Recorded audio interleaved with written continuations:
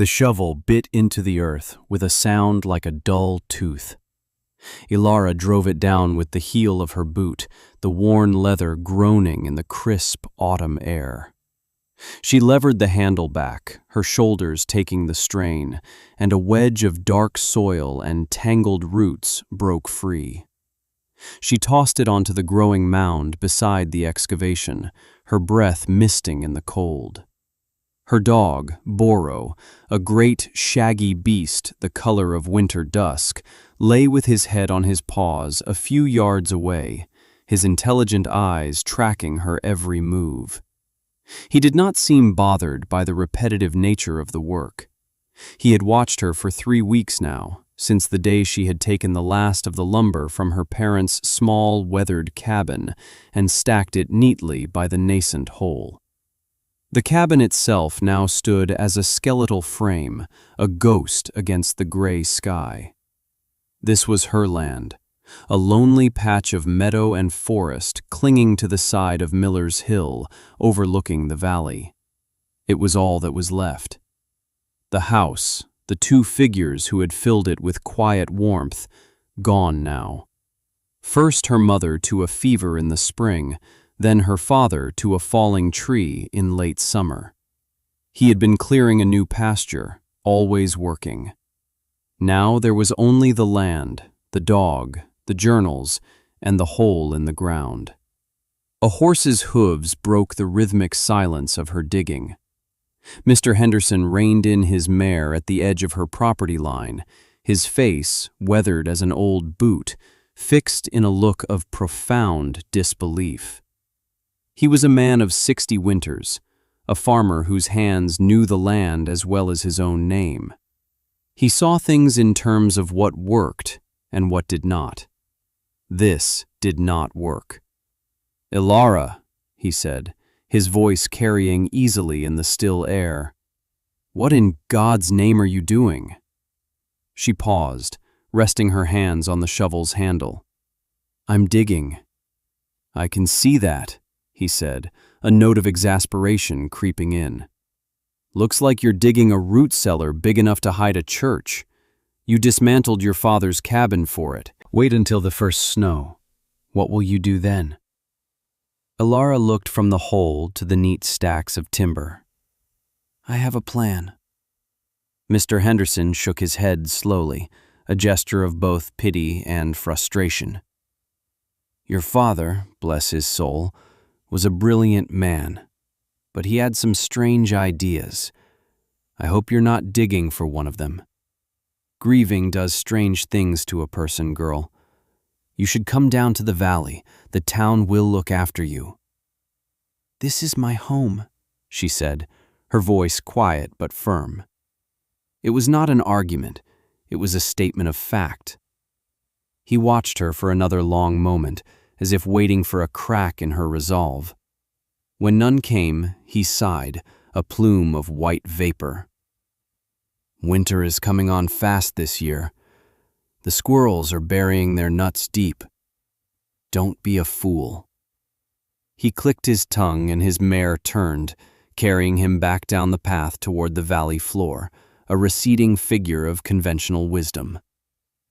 Ilara went back to her digging. The sun climbed higher, a pale disk in a washed-out sky. The work was slow, punishing. Each shovelful was a victory.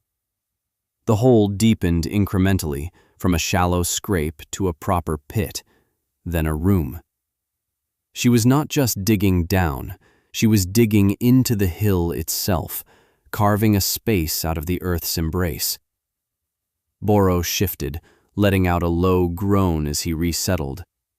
He trusted her. His faith was a silent, steadying presence against the doubt that echoed from the valley below. Later that week, Mrs. Gable made the trek up the hill, a covered basket in her hand. She was a kind woman, her face a road map of worry. She found Ilara wrestling a thick, 12-foot pine log toward the hole. Her hands were raw, her face smudged with dirt. "Oh, you poor dear," Mrs. Gable said, setting the basket down. It smelled of baked bread and apple pie. "This is no work for a young woman alone. Your hands." Ilara looked at her hands. They were scraped and blistered, the calluses from years of farm work building into tough new ridges. "They're strong." "Ilara, Mr. Henderson is worried. The whole town is.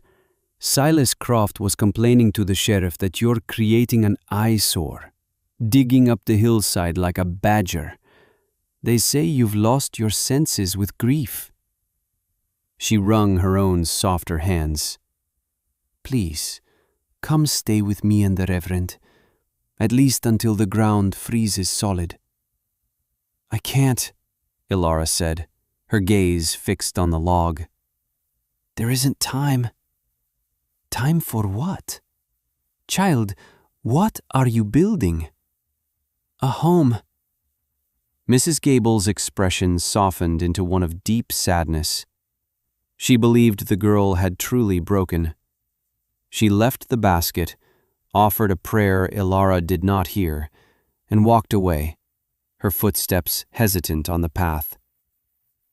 Ilara ate a piece of the bread, sharing a crust with Boro, and then returned to the log. It took her another hour to get it into position, one of the main support beams for the roof that did not yet exist. That night, by the light of a single lantern in the skeletal remains of the cabin, she opened her father's journal. His handwriting was a precise, elegant script, filled with diagrams and calculations. He had been an engineer before he had sought a quieter life, a man who saw the world in terms of forces and stresses, thermal dynamics and fluid mechanics. The town saw him as an eccentric farmer. She saw him as a genius. The pages she turned to were heavily annotated. "The principle is not shelter from the cold, but shelter within the warmth," he had written. "The Earth maintains a constant temperature, approximately 55 degrees Fahrenheit, at a depth of 10 feet. It is a perfect insulator. A traditional cabin fights the winter. It stands against the wind, it sheds the snow, it radiates its precious heat into the frozen air. It is a battle of attrition. But an earth-sheltered dwelling does not fight. It cooperates. It uses the planet's own mass as a shield. The wind cannot touch it. The snow, far from being a burden, becomes another layer of insulation, a blanket feet thick." He had drawn detailed plans. A main chamber, 20 feet by 30 feet, dug into the south-facing slope to catch the low winter sun through a carefully angled entryway. A smaller sleeping chamber off to the side. A ventilation system was the most critical part.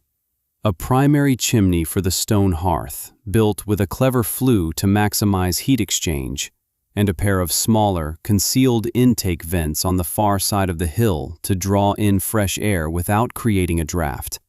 The roof was a marvel of engineering. A post and beam structure of heavy timber, cross-braced and designed to hold not just a few feet of snow, but 10 feet of earth. "They will call it a cave," he wrote on the final page of the section. "They will say it is a tomb. Let them. A tomb is a place for the dead. This is a place for the living." Ilara closed the journal. Her father had never built it. He had always been planning to. Next year. He had been too busy fighting the winter in the traditional way, mending the cabin, chopping firewood, battling the very forces he knew how to befriend. She would not make the same mistake. She picked up a whetstone and began sharpening her axe. Morning would come soon, and she had trees to fell. The next month was a blur of relentless, calculated labor. She worked from the first hint of dawn until her muscles screamed in the violet dusk. The rhythm of her life was the rhythm of work, the sharp bite of the axe into pine and oak, the whine of the two-man saw she operated alone with a system of ropes and counterweights, the groan of timber being dragged into place, She was not just a digger now. She was a lumberjack, a carpenter, an engineer. She felled 10 mature oaks from the north side of her property, where the woods were thickest. She chose them with care, just as her father's notes instructed, for their straightness and strength. Limbing them was dangerous, exhausting work. Bora would watch from a safe distance, whining softly when a branch cracked and fell too close. She learned to read the lean of a tree, to make her cuts precise and sure. Once felled, she skidded the massive logs to the site using a simple capstan and a system of rollers. Each log represented a day, sometimes two, of grueling effort. Mr. Henderson stopped by again, this time with 2 other farmers. They watched in silence as she used a broadaxe to hew one of the oak logs flat on 2 sides, the white chips flying with each powerful swing. Her movements were economical, practiced. She did not waste energy. "That's a foundation beam," one of the farmers, a man named Peters, said, his voice holding a note of grudging respect. "For a barn, maybe." "She's not building a barn," Henderson said grimly. "She's building a burrow." He turned to Alara. "The ground will freeze in a week. Whatever you think you're doing, you're running out of time." "I know," she said, not pausing her work. The axe fell again. Thump. They left her to it, their boots crunching on the hardening ground. Their skepticism was a physical presence, a cold weight in the air, but the weight of the axe in her hands was heavier, more real. The framework for the roof went up beam by beam. She had devised a simple crane using a tall, sturdy pine as its mast, allowing her to hoist the massive ridge and support beams into place. It was slow, dangerous work. One slip could mean being crushed. She moved with deliberate care, checking every rope, every knot. Her father's diagrams were her guide, his precise measurements her scripture. Leo found her one afternoon, struggling with the final crossbeam. It was a heavy piece of oak, and the angle was awkward. She had it halfway into its notch, but couldn't get the leverage to seat it fully. He was a young man from the town, the blacksmith's apprentice, with quiet eyes and hands that were, like hers, calloused and capable. He had come up the hill on the pretense of hunting, but his path had led him directly to her. He didn't speak at first, just watched her strain against the wood. Finally, he stepped forward. "You need a second pair of hands for that." Alara stopped, breathing heavily. She looked at him, wary. "I can manage." "I'm sure you can," he said, his voice even. "But it would go faster with 2. He didn't wait for an answer. He moved to the other end of the beam, found his footing, and looked at her. "On 3. She hesitated for a beat, then nodded. 3. Together, they lifted and guided the beam. It slid into place with a satisfying thud. The joint was perfect. He stepped back, wiping his hands on his trousers. He looked at the interlocking beams, the precision of the joinery. "Your father taught you this?" "His journals," she said. Leo nodded, his eyes taking in the whole structure, the deep excavation, the timber-reinforced walls, the skeleton of the immense roof. He wasn't looking at it like the others, with pity or scorn. He was looking at it with a craftsman's eye. He saw the logic in it. "What will you use for the roof decking?" he asked. 3-inch thick pine planks, tongue and groove, if I can manage it." "That's a lot of sawing." "I know." He stayed for another hour, helping her measure and mark the next set of timbers. He didn't ask what she was building. He seemed to understand that the work itself was the only explanation she was willing to give. When he left, he simply said, "I'll bring my adze tomorrow. It'll make shaping those joints easier." He became a quiet fixture in the afternoons that followed. He never questioned her goal, only the mechanics of achieving it. He helped her saw the thick planks for the roof, his steady presence on the other end of the saw turning a day's work into a few hours. He showed her a better way to notch the beams, a trick for leveraging heavy stones into place for the foundation of the hearth. They worked mostly in silence, a comfortable quiet punctuated by the sounds of their tools. Mrs. Gable saw him there one day, and her worrying eased, though she now worried about a different kind of foolishness. With Leo's help, the work accelerated. They got the roof decked just as the first flurries of snow began to drift down from a leaden sky. The ground, as Mr. Henderson had predicted, was freezing solid. Digging was now impossible, but the main structure was complete. It was a cavern of timber inside a cavern of earth. The next step was waterproofing. Following her father's notes, she had spent weeks gathering clay from a deposit by the creek. She and Leo mixed it with straw and water, pounding it into a thick, waterproof layer they spread across the entire roof. Over that went a layer of gravel for drainage, and then, finally, the earth itself. They shoveled the massive piles of excavated soil back onto the roof, burying the structure, until the planks and beams were hidden beneath 3 feet of packed dirt and sod. When they were finished, the structure had all but vanished. All that remained visible was the stone-lined entryway, a dark mouth set into the hillside, and, 20 yards up the slope, a carefully constructed stone chimney, rising 4 feet from the ground. It looked like an ancient ruin, a forgotten landmark. The hill had swallowed her work. "They won't even see it now," Leo said, standing back to admire their handiwork. "That's the point," Ilara replied. They built the hearth and chimney next, a massive stone structure that formed the heart of the dwelling. It was designed to absorb and radiate heat for hours, while Leo, with his smith's knowledge of forges and flues, helped her with the technical aspects. Ilara focused on the intake vents. She disguised their openings with carefully placed rocks and brush, making them invisible to a casual observer. The system was complete. By the time the first serious snow fell, a heavy blanket of 6 inches that stayed, she was moved in. The interior was Spartan.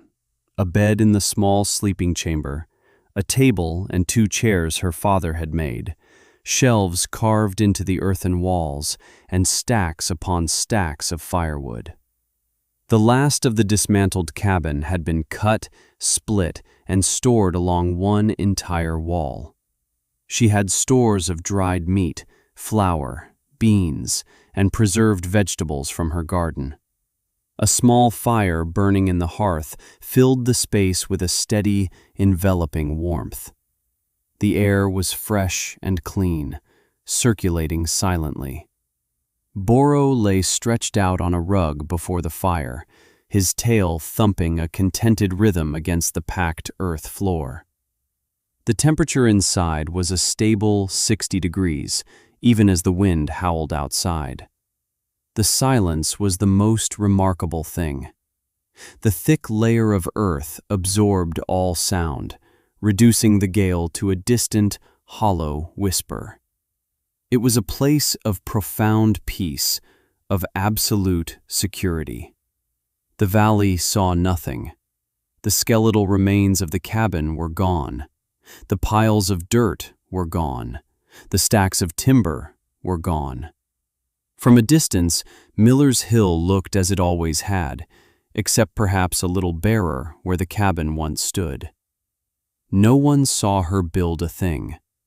They only knew the half-mad, grieving girl had finally vanished into the winter, just as they had predicted she would. They assumed she had given up and left, or worse. Mrs. Gable prayed for her soul. Mr. Henderson felt a pang of guilt that he should have forced her to come down. Silas Croft was merely pleased the eyesore was gone. Only Leo knew.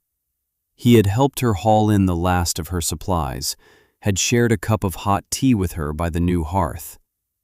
"It'll work," he'd said, his voice full of a certainty that mirrored her own. "I know," she'd replied. Then the real winter came. It did not arrive gently. It descended like a hammer blow. The sky turned a bruised, permanent gray. The temperature plummeted, and the snow began. It snowed for a day, then 2, then a week. The wind rose, a shrieking monster that tore across the valley, sculpting the snow into massive, impassable drifts. The old-timers called it a blizzard, then a great blizzard, and then they ran out of words. It was a storm for the ages, a thing of legend. In the valley, life ground to a halt, then began to break apart. The wind, finding purchase on the flat, exposed walls of the traditional cabins, ripped shingles from roofs and shattered windows. Snow piled up against doors, trapping people inside. The weight of it, wet and heavy, became immense.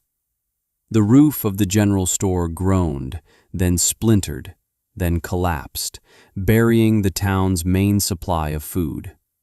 Henderson's barn, a structure that had stood for 50 years, lost its roof on the 3rd day, his livestock freezing where they stood. The cold was a physical entity, a predator. It seeped through every crack, every chink in the armor of their homes. Firewood, no matter how much they burned, could not keep it at bay. For Ilara, the storm was an abstraction.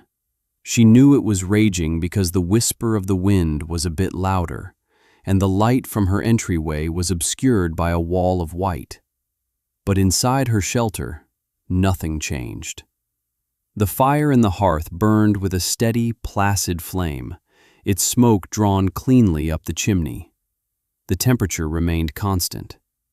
Boro slept, ate, and occasionally nudged her hand for a scratch behind the ears. Ilara read her father's other journals, the ones on botany and geology.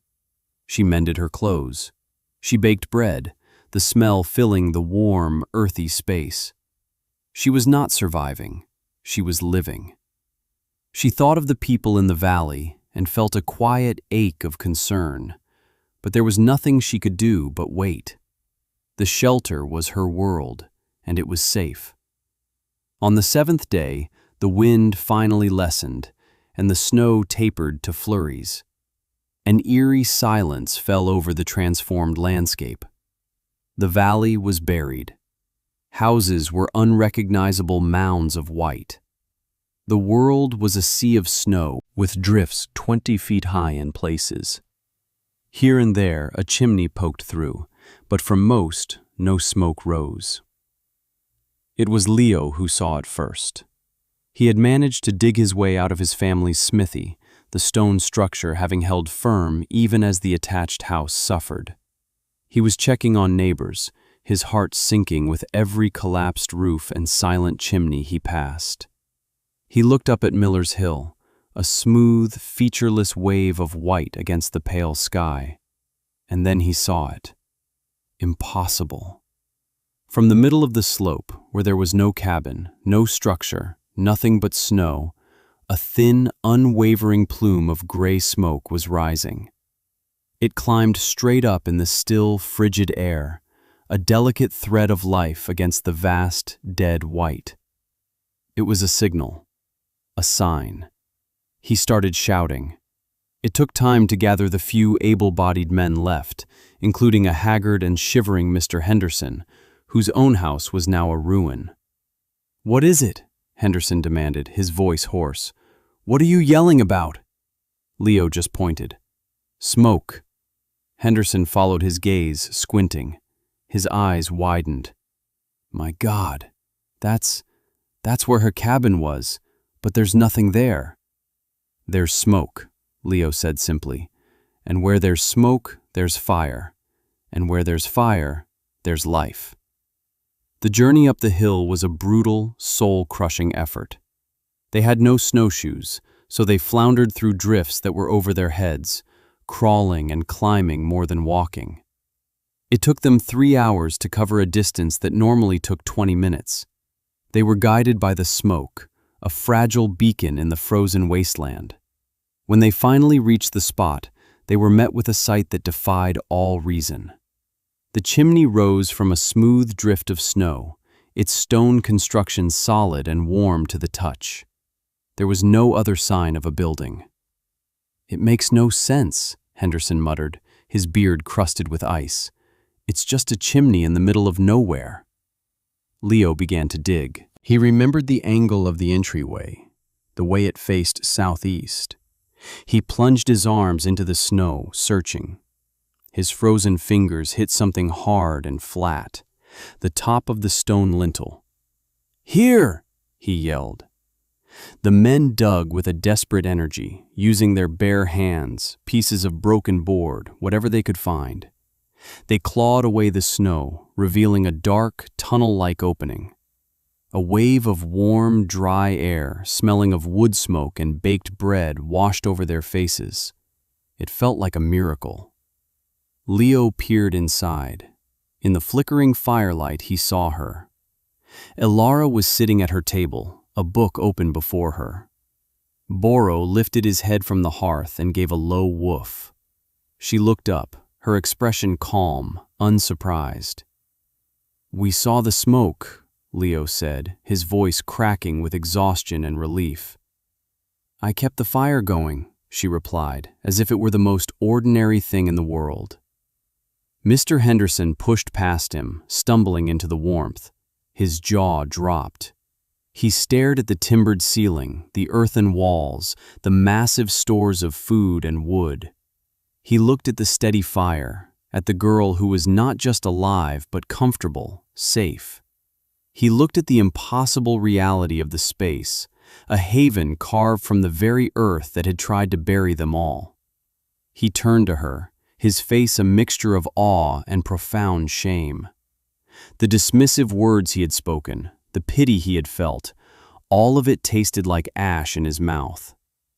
"That's the craziest thing I've ever seen," he whispered. Then he looked around again, at the solid beams, the dry floor, the gentle warmth. He met her eyes. "Wait until winter," I said. A dry, broken laugh escaped him. "It'll work. You said it'll work." "This is my home," Ilara said softly. Over the next few days, her home became a sanctuary for the valley. They brought the injured, the freezing, the homeless. Ilara moved with quiet efficiency, organizing her space to accommodate them. She tended to frostbitten hands and feet, shared her food, and kept the fire, the heart of their survival, burning bright. 20 people found shelter in her dwelling, protected from the storm's lingering fury.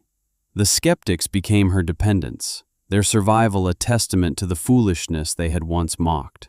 Silas Croft was found in the ruins of his grand manor, frozen solid in his fine leather chair. He had believed walls of money and influence were shelter enough. The winter had taught them all a different lesson.